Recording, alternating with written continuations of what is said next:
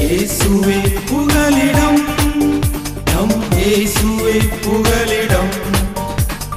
இயேசுவே புகலிடம், நம் இயேசுவே புகலிடம்.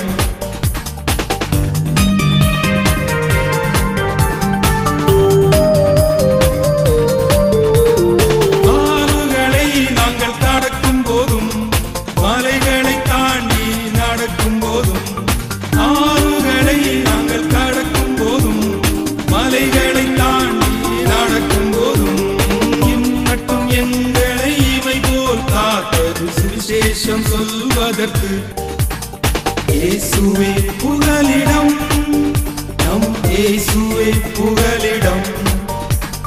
இயேசுவே புகலிடம், நம் இயேசுவே புகலிடம். நண்பு தேவ பிள்ளைகளே, இன்றைக்கும் கூட இந்த எதிர்பார்ப்பு என்னும் வாசல், இந்த தேவ வார்த்தைக்காக நான் ஆதாரமாக எடுத்துக்கொண்ட வேத பகுதி வெளிப்படுத்தின சுவிசேஷத்தின் 22வது அதிகாரத்தில் உள்ள 12வது வசனம். வெளிப்படுத்த சுவிசேஷம் 22வது அதிகாரம், அதில் உள்ள 12வது வசனம். இந்த வசனம் சொல்லுகிறது, இதோ சீக்கிரமாய் வருகிறேன், அவனவனுடைய கிரியைகளின்படி அவனவனுக்கு நான் அளிக்கும் பலன் என்னோட கூட வருகிறது. நீங்கள் நன்றாய் கவனிக்க வேண்டும். ஆண்டவர் நமக்கு ஒரு எதிர்பார்ப்பை கொடுக்கிறார். அது என்ன எதிர்பார்ப்பு? நான் வரப்போறேன். பல நேரங்களில் அருமையான நம்முடைய சுற்றி இருக்கக்கூடிய ஜனங்கள் சொல்லுவாங்க, கிறிஸ்துவின் பிள்ளைகள் பல வருஷமா இதைத்தானப்பா சொல்லி கொண்டிருக்கிறீங்க என்று சொல்லி. ஒவ்வொரு மனிதனை குறித்தும், ஒவ்வொரு தனி மனிதனுக்கும் கிரியைகளுக்கு ஏற்ற பலனை என் ஆண்டவர் தருவார். அந்த கிரியைகளுக்கு ஏற்ற பலனை அவர் எப்படி சொல்லுகிறார்? இதோ சீக்கிரமாய் நான் வருகிறேன். இன்று நம் கண்களுக்கு முன் நடக்கக்கூடிய காரியங்களை பார்க்கும் பொழுது காலம் மிக சமீபமாய் இருக்கிறது.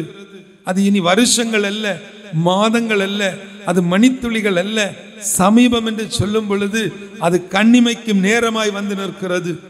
எப்போ என்ன நடக்கும் என்று தெரியாது. ஆனால் இந்த எதிர்பார்ப்பு என்னும் வாசல் என்றால் என்ன? இங்கே கண்ணை மூடும் பொழுது அங்கே கண்ணை திறப்போம் என்ற ஒரு நம்பிக்கை.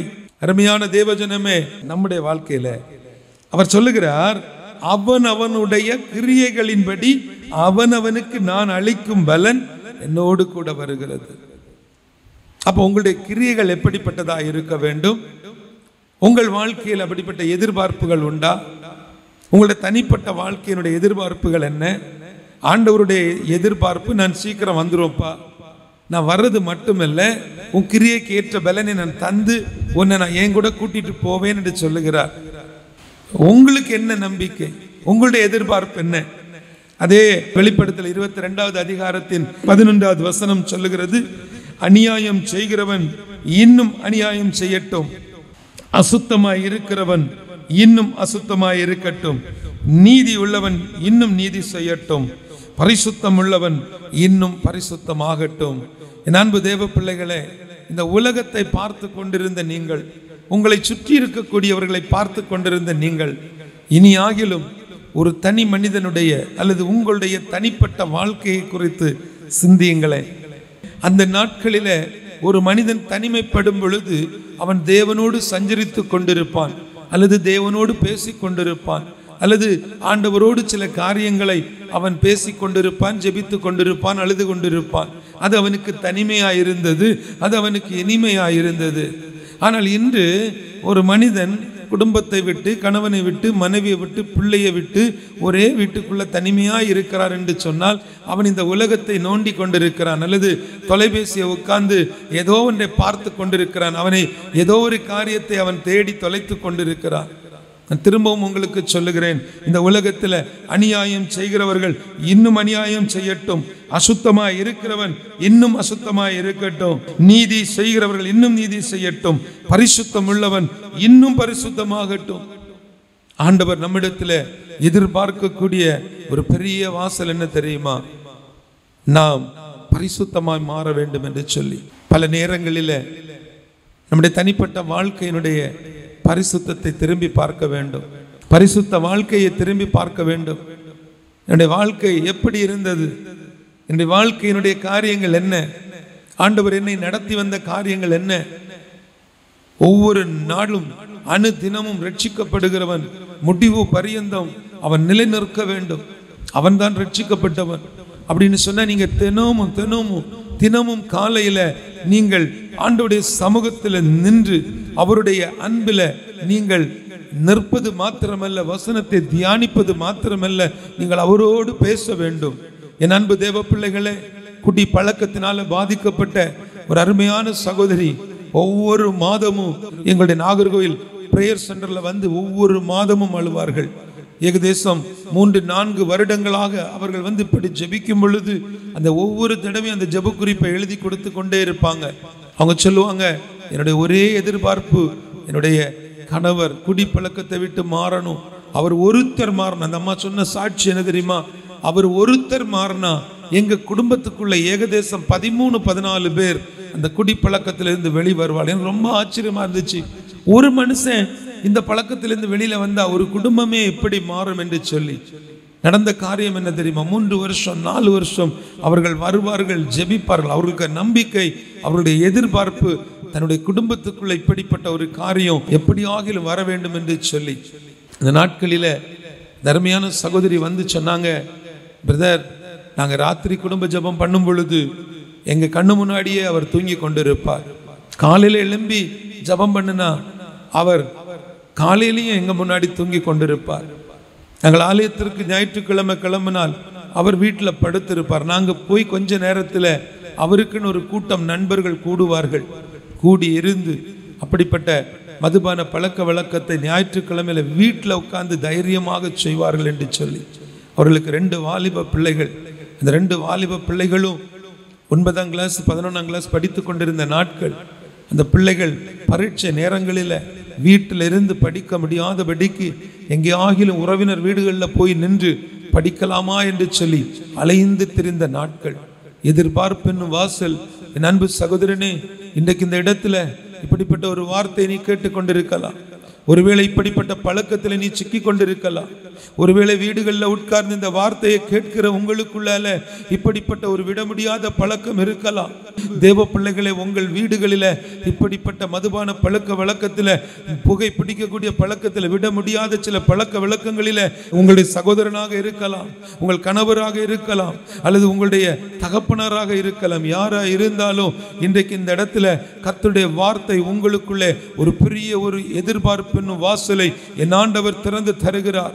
இந்த மாதத்தில் அப்படிப்பட்ட பழக்க வழக்கத்தில் இருக்கக்கூடியவர்களை கர்த்தர் மாற்றுவார். மருந்துகளால முடியாத காரியங்களை, மருத்துவர்களால முடியாத காரியங்களை என் ஆண்டவர் உங்கள் வாழ்வில் மாற்றி தருவார். தர்மையான 2 பிள்ளைகளும் அந்த தாயும் தன்னுடைய தகப்பனுக்காய் ஜெபிக்க ஆரம்பித்தார்கள். சில நேரங்களில் அவர்கள் வந்து பேசும்போது அழுவார்கள். நான் கேட்பேன், என்னாச்சுமா, எதுக்காக அழுறீங்க? அவங்க சொல்லுவாங்க, என் புருஷனுடைய கால் மாட்டில் போய் உட்கார்ந்தேன், காலை வச்சு மிதிச்சிட்டாரு, என் முகத்திலே மிதிச்சிட்டாரு. அப்போ நான் சொல்ல, நீங்கள் அந்த பக்கம் உட்காராதீங்கம்மா, இந்த பக்கம் உட்காருங்கன்னா கையை வச்சு அடிச்சிட்டாரு. அப்படி பல வழிகளில் அந்த மனுஷன் படுத்துகிற பாடுகள் தாங்க முடியாமல் அவர்கள் கண்ணீர் விட்டு கதறின நாட்கள் உண்டு. 3 வருஷம் 4 வருஷம் அழுது அழுது கதறி திடீர்னு ஒரு நாள் பார்த்தா இந்த குடும்பம் வந்து சாட்சியாக நிற்கிறாங்க. ஆண்டவர் என் வாழ்க்கையில் அற்புதம் செஞ்சாங்க. எங்களை கவனித்து கொள்ளணும். அவருடைய வாழ்க்கை மாறணுங்கிறதுக்காக எத்தனையோ மருத்துவமனைகள், எத்தனையோ மருந்துகள். குறிப்பிட்ட ஒரு ஊரில் ஒருத்தர் சொன்னாராம், நான் ஒரு மருந்து தாரேன், 3000 ரூபாய் விலை, நீங்கள் பணத்தை அனுப்புங்க, அந்த மருந்தை நான் உங்களுக்கு அனுப்பி தாரேன், நீங்கள் அதை சோத்தில் வச்சு அப்படியே நீங்கள் கொஞ்சம் கொஞ்சமாக கொடுத்தா போதும், அந்த பழக்கம் மாறிடும்னு சொல்லி அந்த மனுஷனும் ஏகதேசம் 6 மாதம் மாதந்தோறும் 3000 வாங்கிக்கிட்டாரு. இவருக்கு என்னத்தை மிக்ஸ் பண்ணி கொடுத்தாலும் நல்லா சாப்பிட்டுக்கிட்டு இவர் அப்படியே தூங்குறாரு. இவர்கிட்ட ஒரு மாற்றமும் இல்லை. எல்லாத்துக்கும் மேலே இந்த பழக்கத்தில் இருக்கக்கூடிய நாட்களில் இந்த குடும்பத்தில் உள்ள பிள்ளைகளை கவனிக்காமல், இந்த பிள்ளைகளுக்கு நல்ல வஸ்திரங்களை எடுத்து கொடுக்காமல், மனைவிக்கு செய்ய வேண்டிய, கணவன் செய்ய வேண்டிய கடமைகளை செய்யாதபடிக்கு அலைந்து திரிந்து கொண்டிருக்கக்கூடிய அந்த காலகட்டங்களில் அந்த தாய்க்கும் அந்த பிள்ளைகளுக்கும் ஒரே நம்பிக்கை, ஒரே பாதுகாப்பு அந்த தகப்பன் மட்டும்தான். கொஞ்சம் கற்பனை பண்ணி பாருங்க. ஒருவேளை அந்த சூழ்நிலையில இந்த இடத்துல நீங்க யாராவது இருப்பீங்கன்னா, இந்த வார்த்தைகளை கேட்டுக்கொண்டிருப்பீங்கன்னா, ஆண்டவரே, என்னுடைய வாழ்க்கையில இப்படிப்பட்ட பழக்கத்திலிருந்து நான் மாறுவதற்கு, மனம் திரும்புவதற்கு நான் என்ன செய்ய வேண்டும் என்று சொல்லி ஒரே ஒரு வார்த்தை கேளுங்க. உங்களுடைய இதய கதவை தட்டி கொண்டிருக்கக்கூடிய என் இயேசு, உங்களுடைய இதய கதவை தட்டி கொண்டிருக்கக்கூடிய தெய்வமாகிய இயேசு, உங்க கதவு இதயத்தை தட்டி கொண்டு ரொம்ப டீசெண்டான ஒரு காட் நம்முடைய இயேசு. பாருங்க, அந்த இதயத்துல ஒரு இடத்தை கொடுக்கணும், அந்த இருதயத்தை நீங்க திறக்கணும், அதுக்காக காத்து கொண்டிருக்கிறார். அவர் மட்டும் உங்க வீட்டுக்குள்ள வந்தா, உங்க இருதயமாகிய வீட்டுக்குள்ள வந்தா உங்க வாழ்க்கை மாறும். என் சகோதரனுக்கு அந்த வாழ்க்கை மாறியது. அவன் மாறினது மாத்திரமல்ல, அவன் நிமித்தம் அவருடைய குடும்பத்தில் உள்ளவர்கள் ஏகதேசம் அந்த சகோதரி சொன்னது போல ஒரு பெருந்திரள் கூட்டம் மாறினார்கள். இன்றைக்கு சிவகாசி பட்டணத்தில் அவர்கள் நல்ல ஒரு வியாபாரத்தை செய்து 3 வருஷம் இந்த லாக்டவுனுக்கு பிறகுதான் அவங்க மனம் திரும்பினாங்க. அவருடைய வாழ்க்கை மாறிச்சு. இன்னைக்கு குடும்பமாக கூட்டாக சேர்ந்து நல்ல ஒரு அழகான பிஸ்னஸை சிவகாசி பட்டணத்தில் செய்து கொண்டிருக்கிறாங்க. என் அன்பு தேவ பிள்ளைகளே, ஒரு மருந்தினால முடியாத காரியம், மருத்துவர்கள் சொல்லி முடியாத காரியம், எத்தனையோ பேர் அவருக்கு ஆலோசனை கொடுப்பார்களாம். இந்த சகோதரி சொல்லுவாங்க, பெரிய பெரிய ஊழியர்கள் எல்லாம் அவரிடத்துல வந்து பேச வைப்பேன், ஜெபிக்க வைப்பேன், ஜபம் பண்ணி முடிகிறது வரைக்கும் அமைதியா இருப்பாரு. ஜபம் பண்ணிட்டு ஊழியக்காரர்கள் போன உடனே அவர்களை குறித்து மிக கேவலமான வார்த்தைகளை சொல்லி கெட்ட வார்த்தை போட்டு திட்டக்கூடிய மனுஷன்.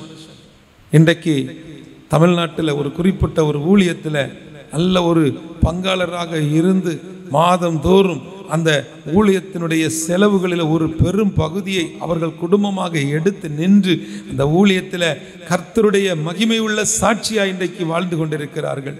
ஒருவேளை என் அருமையான வாலிப பிள்ளைகளே, உங்கள் வீட்டில் உன்னுடைய சகோதரன் அல்லது உன்னுடைய தகப்பனார் அல்லது உன்னுடைய கணவர் இப்படிப்பட்ட பழக்கத்தில் இருப்பாருன்னு சொன்னால் அவர்களை வெறுத்து நீ ஒதுக்க வேண்டாம். முன்ன காட்டிலும் அதிகமாக நீ நேசி.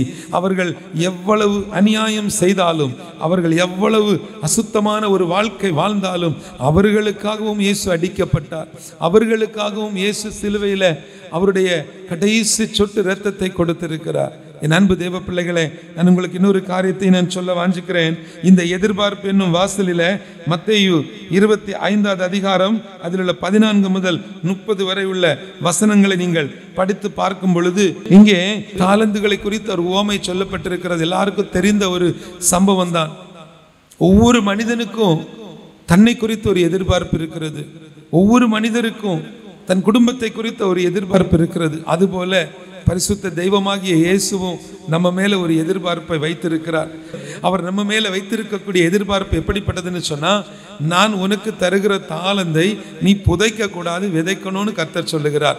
ஆனால் உங்களில் அநேகர், இந்த இடத்துல இருக்கக்கூடிய அநேகருடைய தனிப்பட்ட வாழ்க்கையில ஆண்டவர் கொடுத்த எல்லாவித தாளந்துகளையும் இன்றைக்கு பயன்படுத்தாதபடிக்கு எல்லாத்தையும் புதைச்சு போட்டுட்டு அநேகர் இந்த இடத்துல, ஐயோ என்னுடைய வயசு போயிடுச்சு, எனக்கு ரொம்ப வயசாயிடுச்சு, இப்போ எனக்கு கண் பார்வை குறைவாக இருக்குது, இனி நான் ஆண்டவருக்காக பிரகாசிக்கணும், ஆண்டவர் கொடுத்த வாய்ப்பு, அவர் கொடுத்த வயசு, அவர் கொடுத்த நாட்கள் எல்லாத்தையும் வீணடிச்சுட்டு இப்போ யோசித்து கொண்டிருக்கக்கூடிய அநேகரை நான் பார்க்கிறேன். என் அன்பு தேவ பிள்ளைகளை, இங்கே சொல்லப்பட்டிருக்கக்கூடியது காரியம் என்னன்னு சொன்னா, பரலோக ராஜ்யத்தை அவர் ஒப்பிட்டு பேசுகிறார். புற தேசத்துக்கு பிரயாணமாய் போகக்கூடிய ஒரு மனுஷன் தன்னுடைய ஊழியக்காரனை அழைத்து தன்னுடைய ஆஸ்திகளை அவர்கள் வசமாக அவன் ஒப்பு கொடுப்பதை போல அவன் செய்த காரியம் என்ன தெரியுமா? ஒவ்வொருவருடைய திறமைக்கு தக்கதாக. பாருங்க, திறமை இல்லைன்னு யாரும் இங்க இல்லை, எல்லாருக்குள்ளேயும் திறமை இருக்குது. சில நேரங்களில் சில பிள்ளைகளை சொல்லுவாங்க, அந்த பிள்ளை ரொம்ப மக்கு பிள்ளை, இது ஒண்ணுமே தெரியாதுன்னு. இல்லை, அந்த மக்கு பிள்ளைக்கு உள்ளேயும் சில திறமைகள் இருக்கும். அந்த திறமைகளை நீங்கள் வெளியே கொண்டு வரும் பொழுது அந்த திறமையை அவர்கள் பயன்படுத்துவதற்கான ஒரு தளம், ஒரு பிளாட்ஃபார்ம் கொடுக்கும் பொழுது அது கர்த்தருக்காக பயன்படும். எத்தனையோ வாலிப பிள்ளைகளை நம்ம பார்க்கிறோம். நம்ம கண்ணில் தெரிகிற வாலிப பிள்ளைங்க செய்யக்கூடிய சின்ன சின்ன சேட்டைகள், ஐயோ இந்த பிள்ளைங்க இப்படி இவங்க மொபைல் வச்சு விளையாடுறாங்க, இவங்க சோஷியல் மீடியாவில் விழுந்து கிடக்குறாங்க, இந்த பிள்ளைகள் லவ் பண்ணுறாங்க, இவங்க அங்கே போகிறாங்க, இவங்க அவுட்டிங் போகிறாங்க, இவங்க லிமிட் வெதரில் வாழ்கிறாங்க, இதெல்லாமோ பேசுகிறோம். இதெல்லாம் பார்க்குறோம் இல்லையா? இது அவ்வளோத்தையும் விட்டுட்டு இன்னொரு கூட்டம் பிள்ளைங்க இருக்காங்க. அவங்கள பாருங்க, பரிசுத்தத்தை அப்படியே வாஞ்சித்து கதறக்கூடிய என் வாலிப பிள்ளைகள் இந்த தமிழ்நாட்டுக்குள்ள இருக்கிறாங்க. கல்லூரி பிள்ளைகள் இருக்கிறாங்க. கல்லூரியில் ஏதாவது ஒரு பிள்ளைக்கு ஒரு கஷ்டம்னா பிள்ளைகள் எல்லாம் சேர்ந்து ஃபீஸ் கட்டக்கூடிய பிள்ளைகளை பார்த்துருக்கிறீங்களா? உங்க பிள்ளைகளும் அந்த கூட்டத்தில் இருக்காங்க. எத்தனையோ பிள்ளைகள், வாலிப பிள்ளைகள் சேர்ந்து மதிய நேரம், அரை மணி நேரம், வெறும் அரை மணி நேரம், அந்த அரை மணி நேரத்துக்குள்ள ஆண்டவருடைய அன்பை சொல்லுகிறாங்க, சேர்ந்து ஜெபிக்கிறாங்க, கூடி ஜெபிக்கிறாங்க. நம்ம கண்ணு எப்போ பார்த்தாலும் எங்கே தான் பார்த்துட்டு இருக்கோம், எது நெகட்டிவாக நடக்கும். ஒவ்வொரு தனி மனிதனுக்குள்ள எழுப்புதல் வரும் பொழுது அந்த தனி மனித எழுப்புதல் உங்க வீட்டுக்குள்ள ஒரு எழுப்புதலாய் மாறும். நம்ம வீடுகள் எழுப்புதலுக்கு நேராய் திரும்பும் பொழுது நம்முடைய தெரு மாறும். நம்முடைய குடும்பங்களுக்குள்ளிருந்து அப்படிப்பட்ட ஒரு எழுப்புதலை தேவன் எதிர்பார்க்குதா? என் அன்பு தேவ பிள்ளைகளே, இந்த நாட்களில கர்த்தர் நமக்கு செய்யக்கூடிய ஒரு பெரிய ஒரு கிருபை, அவர் தாளந்துகளை நமக்கு தருகிறார். இவன் கொடுத்துட்டான் எல்லாருக்கும், நீ ஒரு 5 தாளந்து வச்சுக்கோ, நீ ஒரு 2 தாளந்து வச்சுக்கோ, நீ ஒரு தாளந்து வச்சுக்கோன்னு சொல்லிட்டு அவர் என்ன செய்யறாரு, போயிட்டாரு.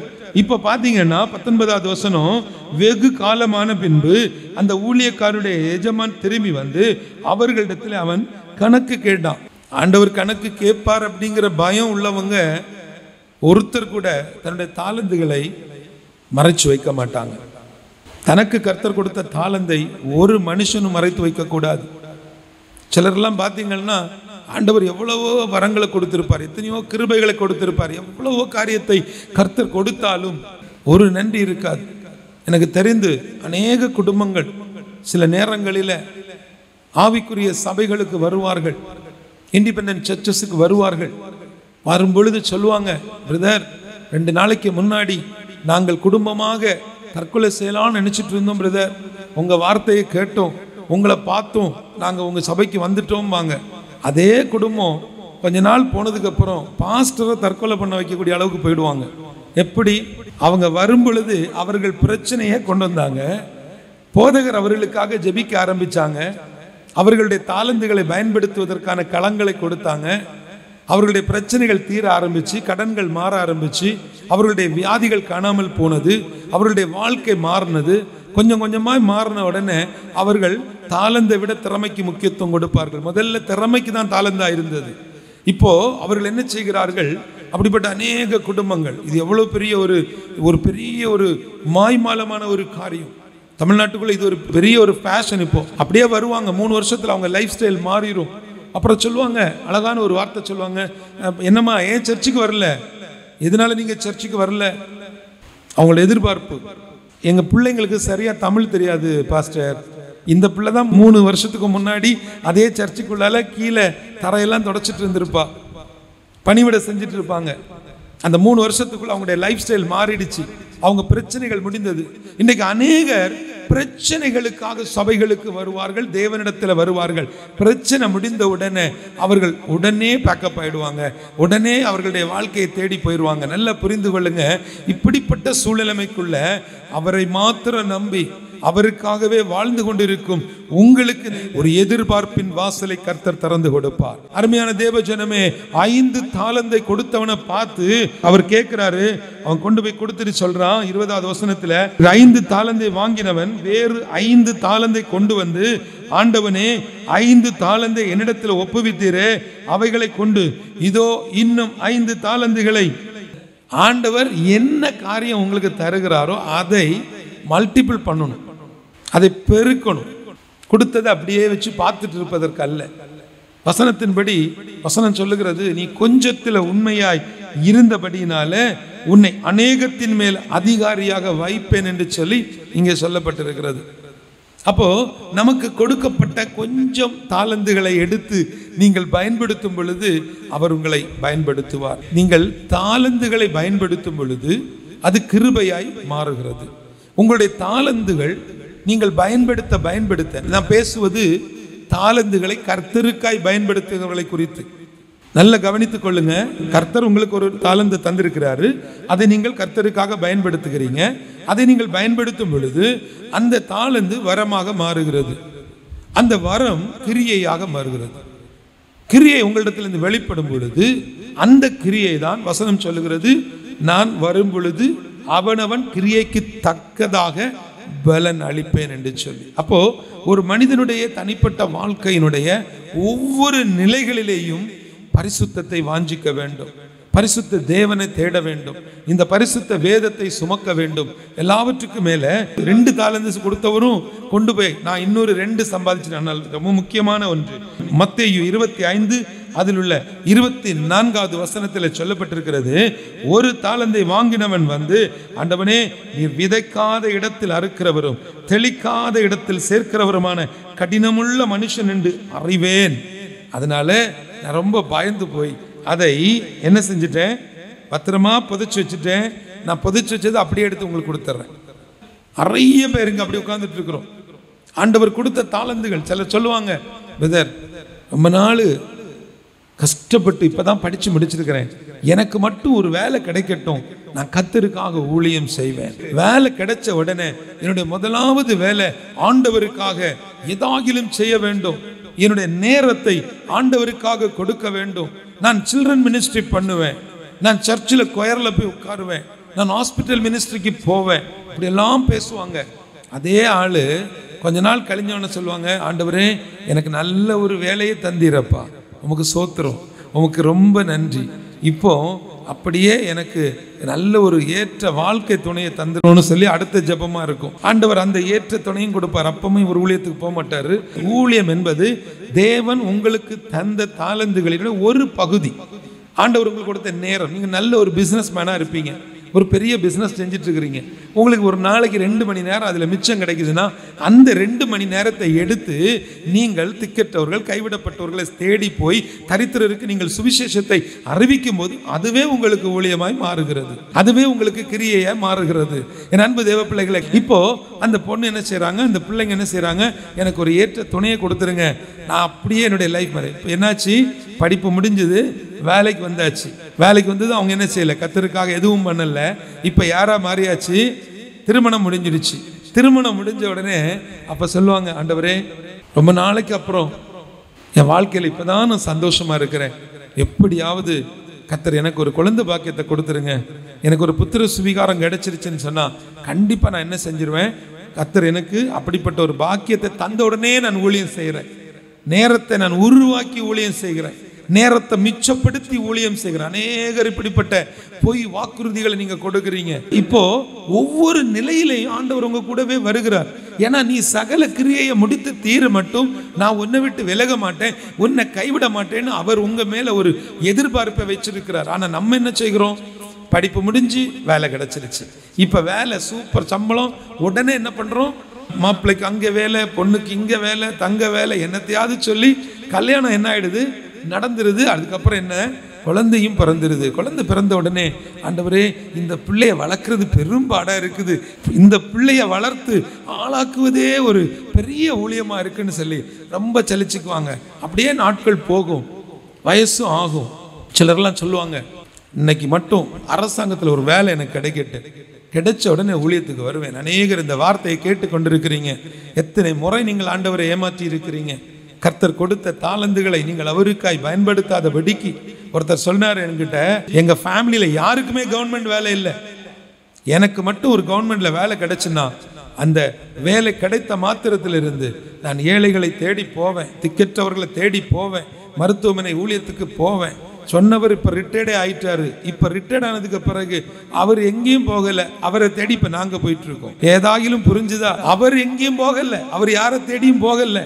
இப்ப அவருக்கு ஒரு 10-20 நோய்க்கு பேர சொன்னா எல்லாரும் வீட்டுக்குள்ள குடியிருக்கிறாங்க, அவர் கட்டில படுத்திருக்கிறாரு. இப்ப அவரை தேடி நாங்க விளையாட்டா சொல்லல, உங்களை எச்சரிப்பதற்காக சொல்லல. கடைசி காலம் எதிர்பார்ப்பின் வாசல்கள் உங்களுக்காய் திறந்து கொண்டிருக்கிறது. அதை நீங்கள் பயன்படுத்துங்கள். சமயம் வாய்த்தாலும் வாய்க்காவிட்டாலும் எப்படி ஆகிலும் திருவசனத்தை நீங்கள் மற்றவர்களுக்கு பிரசங்கியுங்கள். ஒரு எதிர்பார்ப்பின் வாசல் உங்களுக்குள்ள திறக்கணும். அந்த எதிர்பார்ப்பு தேவன் உங்க மேல வைத்த ஒரு தயவாய் மாற வேண்டும். அடுத்ததாக இங்க சொல்லப்பட்டிருக்கிறது, அவன் அழகாக சொல்லுகிறான், நல்ல ஞானமா பேசுகிறான். ஆண்டவரே எனக்கு தெரியும்ப்பா, நீங்க விதைக்காத இடத்துல அறுக்கிறவர், தெளிக்காத இடத்துல சேர்க்கிறவர், நீங்க அப்படிப்பட்ட ஒரு கடினமுள்ள மனுஷன் எனக்கு தெரியும். சிலர் கேட்டா சொல்லுவாங்க, ஆண்டவர் எல்லாம் இப்ப முன்ன மாதிரி இல்லைங்க, ஏசப்பா எல்லாம் முன்ன மாதிரி கிடையவே கிடையாது, எனக்கு எல்லாருக்கும் கொடுக்குறாரு, எல்லாருக்கும் வீடு கொடுக்குறாரு, எல்லாருக்கும் வசதிகளை கொடுக்குறாரு, எல்லா வீட்லயும் பிள்ளைகளுக்கு கல்யாணம் முடிஞ்சிருச்சு. என் மகளுக்கு கூட தான் அவ படிச்சா, அந்த பிள்ளை கல்யாணம் முடிஞ்சு அவ குழந்தைய இடுப்புல தூக்கிட்டு போறா. என்கிட்ட வந்து நிப்பாங்க, கம்ப்ளைண்ட், இது இல்லை.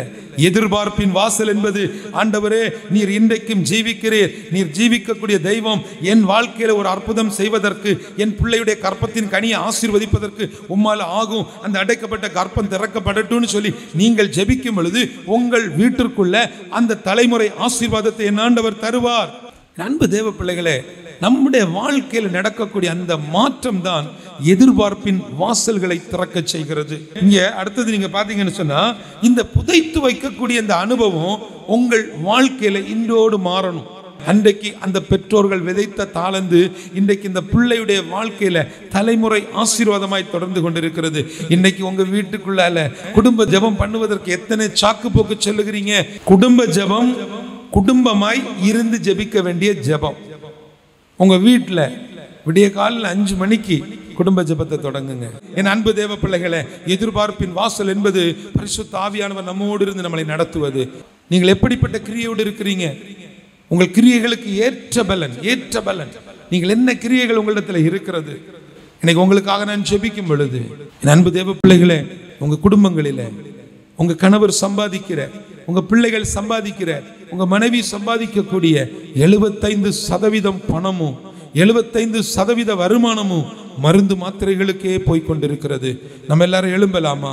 நம்ம எல்லாரும் எழும்பி ஜெபிக்க போகிறோம். எல்லாரும் ஜெபிக்கலாம். எனக்கு மிகவும் பிரியமான அன்பு தேவஜனமே, ஒரு பலகீனம் என்னை ஆட்கொண்டது, என்னால எழும்ப முடியல, எனக்கு அந்த பலகீனம் என்னை அடிக்கடி தாக்குகுதுன்னு சொல்லி ஜெபிக்கிறீங்கன்னா, இயேசுவின் நாமத்தினால, பிதா குமாரன் பரிசுத்தாவின் நாமத்தினால உங்க மேல இயேசுவின் வல்லமையுள்ள இரத்தத்தை தெளிக்கிறேன். உங்களுக்குள்ள ஒரு புதிய பலன், ஒரு புதிய கிருபை, ஒரு புதிய அபிஷேகம் உண்டாகட்டும். கர்த்தர் உங்களை எடுத்து பயன்படுத்துவார் இயேசுவின் நாமத்தினால. அப்பா நன்றி அப்பா. அநேகர் மேல கர்த்தருடைய கரம், ஒரு தேவ பிரசனம் இறங்கி வருவதை பார்க்கிறேன். ஆண்டவரே, எங்க சபைக்குள்ளால இன்னைக்கு இங்க திருச்சபைக்குள்ளால இருக்கக்கூடிய குடும்பங்களில அந்த மருந்து மாத்திரைகளின் மேல இயேசுவின் இரத்தத்தை தெளிக்கிறேன். ஒவ்வொருத்தரும் சாட்சி சொல்லணும். உங்க வீடுகளில் இருக்கக்கூடிய மருந்து மாத்திரங்களில் அந்த மருந்து மாத்திரைகளுடைய வீரியங்களை கர்த்தர் குறைத்திருக்கிறார். வீண் செலவுகளை தடுத்திருக்கிறார். பெரிய சர்ஜரின்னு சொன்னாங்க, ஆனால் கர்த்தருடைய கரம் சர்ஜரி இல்லாமல் உங்களை பாதுகாத்து கொண்டிருக்கிறது. சொன்னீங்களே, பயந்தீங்களே, ஐயோ இந்த கட்டி என்ன ஆகுமோ, கர்த்தர் உங்க பிள்ளையை தொட்டிருக்கிறார். அந்த கட்டி காணாமல் போயிருக்கிறது. கிருபையும் இரக்கம் நிறைந்தவரே உமக்கு நன்றி. கடைசி மட்டும் உம்முடைய அன்பில் நிலைத்திருக்க கிருபை பாராட்டும். எங்களை தரை மட்டும் தாழ்த்துகிறோம். பரிசுத்த ஆவியானவர் எங்களை பொறுப்பெடுத்ததுக்காய் நன்றி. துதி, கனம், மகிமை எல்லாவற்றையும் அப்பா ஒருவருக்கே செலுத்துகிறேன். இயேசுவின் மூலம் ஜெபிக்கிறேன் நல்ல பிதாவே. ஆமென், ஆமென்.